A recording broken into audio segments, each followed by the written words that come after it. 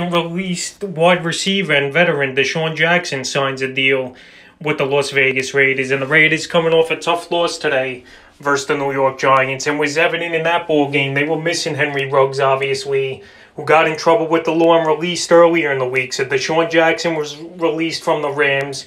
They didn't have much need for him, especially with him being the fourth receiver on that roster, and the Raiders pick him up pretty quickly here. The season for Jackson, 8 catches, 221 yards, and a touchdown. So right now he's going to Vegas, and I'm sure him agreeing to go to Vegas that they're going to give him a decent role as the number 2 wide receiver, because right now they're a little hungry for receivers on that roster. We saw Zay Jones get a chance today. He didn't do nothing.